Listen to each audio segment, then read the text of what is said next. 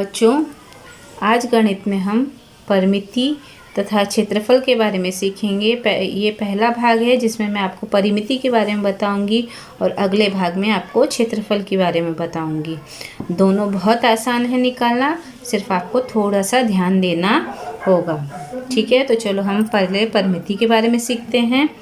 यहाँ पर दो बच्चियाँ हैं जो कि आपस में बात कर रही हैं। अब आपको परिमिति के बारे में कैसे जानकारी देंगी इसके बारे में आपको देखना है।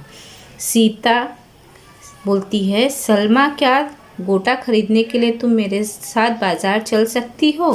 तो सलमा कहती है, गोटा किस लिए?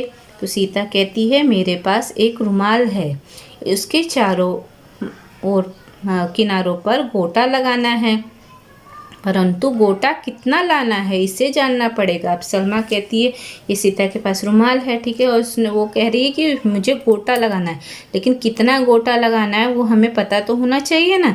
तो सलमा कहती, कितना गोटा लगाना है ये हमें जानना पड़ेगा। तो सीता कहती है, सही कहा, गोटा कितना लंबा लाना पड़ेगा। तो सलमा कहती है, धागे की एक रील लो। परिमिति निकालने का वो तरीका बताती है कि कैसे। धागे की रील लो, धागा देखे हो ना, उस रील में बंधा होता है, तो धागे की रील लो। धागे का एक सिरा इस रुमाल के एक कोने पर रखो। यहाँ पर कोने पर रखना है, एक सिरा कोने पर रखना है, और धागे को धीरे धीरे रुमाल के चारों ओर घुमाते जाओ। ठीक है, और घुमाते हुए फिर से उस कोने पे जहाँ से आपने शुरू किया फिर से उस कोने पर आ जाना है और उसी कोने तक ले जाओ। धागे को वहीं काट दो, मतलब यहाँ पर लाकर धागा काट देना है। ठीक है, अब इसके बाद काटे गए धागे की लंबाई के आधार पर तुम गोटे की लंबाई की जानकारी हो जाएगी। मतलब उसने क्या कहा, एक कोने से लेकर आपको फिर से पूरा रुमाल का कोना, हर कोना घुमाना है और फिर उसी कोने पर लाकर छोड़ देना और यहाँ पर धागा काट देना है। और उसके बाद आपको कितना चाहिए धागा गोटा, इसके बारे में आपको जानकारी हो जाएगी। अब उसने बताया कि आकृति जो है, आकृति ये जो है ये आकृति है, ठीक है, उसे उसने क्या नाम दे दिया, अ, ब, क और ड। मतलब ये रुमाल के जो चार कोण है उसे अ, ब, क और ड नाम दे दिया। अब अ, ब, क, ड जो है एक वर्गाकार रुमाल है, ठीक है, वर्ग के आकार का रुमाल है। और भुजा अ, ब, भुजा अ, ब, भुजा ब, क, भुजा क, ड और भुजा ड, अ, इसकी लंबाइयों का योगफल अर्थात रुमाल के लिए आवश्यक गोटे की लंबाई होगी। ठीक है, मतलब ये चारों का योगफल, ये वर्गाकार है, ठीक है, वर्गाकार यहाँ पर बताया। और वर्गाकार जो जितना ये चारों भुजाओं का योगफल, जितनी लंबाई होगी हर भुजा की, उसको जोड़ देना है, वो उसकी परिमिति होगी। ठीक है, तो अब इसने बताया कि इस तरह से उसकी परिमिति निकाली जा सकती है। तो मतलब चारों भुजाओं की लंबाइयों का योग उसकी परिमिति होगी। अब वर्ग की चारों भुजाओं की लंबाइयों का जोड़ ही वर्ग की परिमिति होता है। वर्ग में चार भुजाएं होती हैं, ये तो आपको पता है, ठीक है ना। वर्ग मतलब वर्ग में जितनी भुजाएं हैं, चार भुजाएं हैं, चारों की लंबाइयों का जो जोड़ होगा वो वर्ग की परिमिति कहलाएगा। अब यहाँ पर एक और उदाहरण दिया है। ये एक आयताकार खेत है, ठीक है, आयताकार खेत के चारों तरफ तार की बाड़ लगानी है। अभी यहाँ पे देखिए, यहाँ पर तार की बाड़ लगाई जा रही है। अब इसे याद करने के लिए हमें क्या करना है, उसी तरह से जिस तरह से रुमाल में किया था कि एक कोने से लेकर दूसरा कोना, फिर तीसरा, फिर चौथा कोना ले जाकर फिर उसी कोने पर आकर उसे छोड़ देना है। तो हमें हर लंबाई का पता चल जाएगा कि किसकी कितनी लंबाई होती है। अब आयत की चारों भुजाओं की लंबाइयों का जोड़ ही आयत की परिमिति होता है। अब यहाँ ये लंबाई, ये लंबाई, ये लंबाई और ये लंबाई। अब बच्चों एक चीज़ आपको याद रखनी कि वर्ग की चारों भुजाएं एक समान होती हैं, लेकिन आयत की जो है आमने सामने की भुजा समान होती है। ये बात आपको ध्यान में रखना है। वर्ग की चारों भुजाएं एक समान होती है और आयत की आमने सामने की भुजा समान होती है। तो इससे भी हमें आसानी से परिमिति की जानकारी हो सकती है। तो हम इसका उदाहरण यही है, यहाँ पर जो खेत बताया ये उदाहरण के तौर पे बताया गया। तो आयत की चारों भुजाओं की लंबाइयों का जोड़ ही आयत की परिमिति होता है। आपको सिर्फ इतना याद रखना है कि जितनी लंबाइयाँ हैं जितनी भुजाएं उनकी लंबाइयों का जोड़ आपको करना है और वो उससे उसकी परिमिति निकल के आएगी, चाहे कोई भी आकृति हो। ठीक है, आयत हो, वर्ग हो, त्रिभुज हो, सबकी जितनी भुजाएं हैं उनकी लंबाइयों का जोड़ आपको निकालना है और उसकी परिमिति आराम से निकल आएगी। अब यहाँ पर देखिए एक तार का त्रिभुज बनाया गया है यहाँ पर। ठीक है, अब इसे बनाने के लिए कितना लंबा तार लगा है यह ज्ञात करने के लिए हम क्या करेंगे, तार को पहले सीधा करके उसकी लंबाई नाप लेंगे और तार की लंबाई ही इस त्रिभुज की तीनों भुजाओं की लंबाइयों के जोड़ के बराबर होगी। तो त्रिभुज की तीनों भुजाओं की लंबाइयों का जोड़ ही उसकी परिमिति होता है। ये इस भुजा की लंबाई, इस भुजा की लंबाई, इस भुजा की लंबाई नाप लो, नापने के बाद उसको जोड़ दो तो वो होगी उसकी परिमिति। तो अब आप प्रश्नों की तरफ चलते हैं। बच्चों इसके पहले हमें ये समझना चाहिए, आपको समझना है और पढ़ के याद रखना है। मैंने आपको पहले ही बताया जो वर्ग होता है, वर्ग की सारी भुजाएं एक समान होती हैं। ठीक है, वर्ग की चारों भुजाएं एक समान होती हैं। जैसे ये वर्ग की आकृति, ये 3 सेंटीमीटर, ये भी 3, ये भी 3 और ये भी 3 सेंटीमीटर। ठीक है, इस तरह से तीन दिन करके सारी भुजाएं एक बराबर हैं। ठीक है, तो वर्ग की चारों भुजाओं की लंबाइयों के जोड़ अर्थात योगफल को उसकी परिमिति कहते हैं। मतलब ये वर्ग की परिमिति हमने निकाला, फिर से मैं आपको पढ़ के बताती हूँ। वर्ग की चारों भुजाओं की लंबाइयों के जोड़ अर्थात योगफल को वर्ग की परिमिति कहते हैं। अब यहाँ पर देखो ये आकृति दिखाई गई है जिसमें हर भुजा की लंबाई 3 सेंटीमीटर, 3 सेंटीमीटर, 3 और 3 सेंटीमीटर यहाँ पर दिखाया है। ठीक है, अब आकृति में प्रत्येक भुजा की लंबाई कितनी है, 3 सेंटीमीटर आपको दिख रही है। अब हमें वर्ग की परिमिति निकालना है, तो वर्ग की परिमिति बराबर भुजाओं की लंबाइयों का जोड़ 3 धन 3 धन 3 धन 3 सेंटीमीटर यहाँ आपको लिखना पड़ेगा बराबर 12 सेंटीमीटर। ठीक है, ये सारे जितने 3 सेंटीमीटर हैं सबको जोड़ दिया तो उसका उत्तर आया 12 सेंटीमीटर। इसलिए इस वर्ग की परिमिति कितनी हुई, 12 सेंटीमीटर। अब हम आयत की परिमिति जानते हैं। किसी आयत की चारों भुजाओं की लंबाइयों के जोड़ को आयत की परिमिति कहते हैं। मैंने आपको पहले ही बताया था कि आयत की जो आमने सामने की भुजा होती है वो बराबर होती है।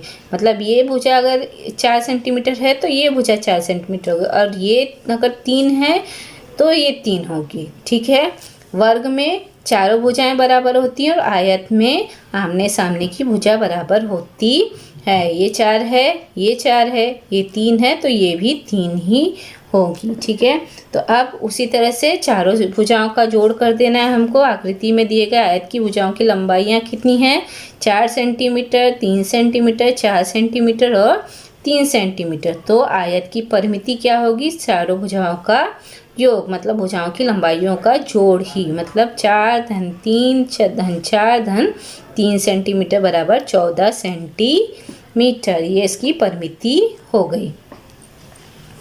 अब त्रिभुज जो है उसमें 3 भुजाएं होती है, आपको पता है तीनों भुजाएं। अब ये इस त्रिभुज में ज़रूरी नहीं है कि त्रिभुज की तीनों भुजाएं बराबर हो। ठीक है, अलग अलग त्रिभुज की अलग अलग, जैसे हर त्रिभुज जिस तरह से आप त्रिभुज बनाओगे अलग अलग भुजाएं भी हो सकती हैं। ठीक है, जैसे इस त्रिभुज में ये 2 सेंटीमीटर, ये 3 सेंटीमीटर और ये 4 सेंटीमीटर की भुजा है। ठीक है, तो किसी त्रिभुज में तीनों भुजाओं की लंबाइयों के जोड़ अर्थात उसके योगफल को त्रिभुज की परिमिति कहते हैं। अब आपको क्या करना है, ये 2 सेंटीमीटर धन 3 सेंटीमीटर धन 4 सेंटीमीटर करना। ठीक है, तो त्रिभुज की भुजाओं की लंबाइयाँ कितनी हैं, 2 सेंटीमीटर, 3 सेंटीमीटर और 4 सेंटीमीटर। अब इसको त्रिभुज की परिमिति निकालनी, तो भुजाओं की लंबाइयों का जोड़ मतलब योगफल करना है। तो 2 धन 3 धन 4 सेंटीमीटर बराबर 9 सेंटीमीटर। तो त्रिभुज की परिमिति कितनी हुई, 9 सेंटीमीटर।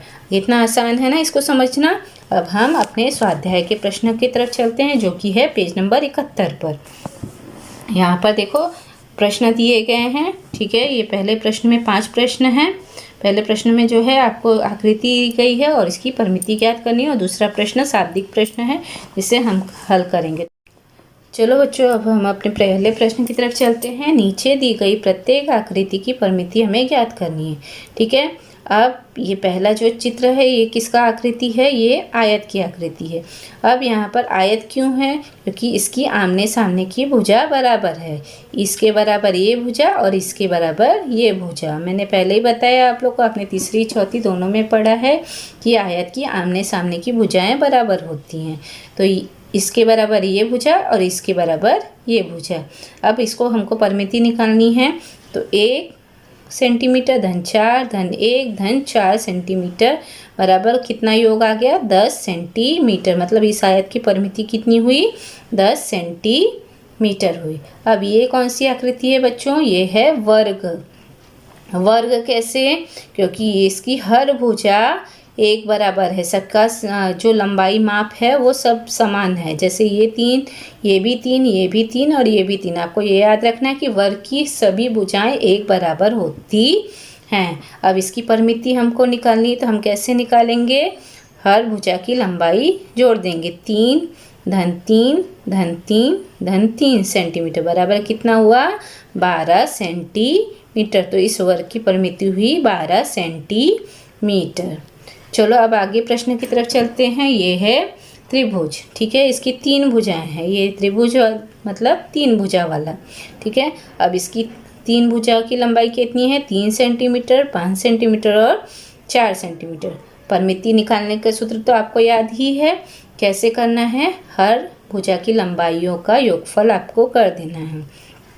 तो 3 सेंटीमीटर धन 4 सेंटीमीटर धन 5 सेंटीमीटर बराबर कितना हुआ?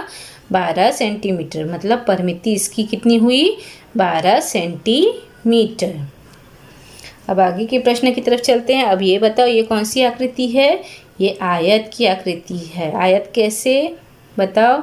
आयत है क्योंकि इसकी आमने सामने की भुजा बराबर है। इसके बराबर ये भुजा और इसके बराबर ये भुजा। ठीक है, तो हम इसकी परिमिति निकालते हैं। परिमिति बहुत आसान है। 7 सेंटीमीटर धन 2 सेंटीमीटर धन 7 सेंटीमीटर धन 2 सेंटीमीटर। कितना योगफल हुआ? 18 सेंटीमीटर। मतलब इस आयत की परिमिति कितनी हुई? 18 सेंटीमीटर। कितना आसान है ना। अब आगे प्रश्न की तरफ चलते हैं हम लोग। अब ये बताओ, ये कौन सी आकृति है? ये भी आयत है। ठीक है, ये भी आयत की आकृति है। कैसे? ये 4 सेंटीमीटर, ये 4 सेंटीमीटर, ये 3 है तो ये 3 है। ठीक है, आयत की आमने सामने की भुजा बराबर होती है। तो 4, इसकी परिमिति हमको निकालनी है। 4 सेंटीमीटर धन 3 धन 4 धन 3 सेंटीमीटर बराबर 14 सेंटीमीटर। मतलब इसकी परिमिति कितनी हुई? 14 सेंटीमीटर। आपको सिर्फ याद रखना है कि जितनी भुजाएं उसकी लंबाइयों का जोड़ आपको कर देना है, तो आपकी परिमिति आसानी से निकल कर आएगी। चलिए हम अपने अंतिम प्रश्न की तरफ चलते हैं। अब यहाँ पर है, किसी आयताकार खेत की भुजाएं 150 मीटर धन 120 मीटर, 150 मीटर और 120 मीटर हो तो उसकी परिमिति ज्ञात करना है। आयताकार खेत मतलब आयत के जैसा। ठीक है, आयत के जैसा आकार होने वाला। ठीक है, अब ये मान लो ये हमारा आयताकार खेत है जिसका यहाँ पर 150 है, इसलिए 150 यहाँ भी होगा। आमने सामने की भुजा बराबर है। 120 ये है तो 120 ये भी होगा। ठीक है, ये आयताकार खेत का चित्र बना दिया है। आपको भी जब कॉपी में आप लिखोगे तो इस चित्र को आपको बनाना है। अब हम आयताकार खेत की परिमिति ज्ञात करते हैं। आयताकार खेत की जो परिमिति है उसे हम क्या करना है? खेत की चारों भुजाओं की लंबाइयों का जोड़, मतलब आयत की लंबाइयों, चारों भुजाओं की लंबाइयों का जोड़ हमको करना है। तो 150 धन 120 धन 150 धन 120 मीटर बराबर, यहाँ पर 150 और 120 जोड़ा तो 270 और फिर 150 और 120 जोड़ा तो 270 मीटर और सबको मिलाकर हो गया 540 मीटर। ठीक है, तो आयताकार खेत की परिमिति कितनी हुई? 540 मीटर हो गई। मुझे लगता है ये प्रश्न सबसे आसान है और आप लोग इसे आसानी से हल कर सकते हो। तो आपको इस सारा वीडियो देखना है, पूरा वीडियो देखना है, हर प्रश्न को समझना है, चित्र अच्छे से निकालने हैं, उसकी माप अच्छे से लिखने हैं और उसके बाद प्रश्नों को हल करना है।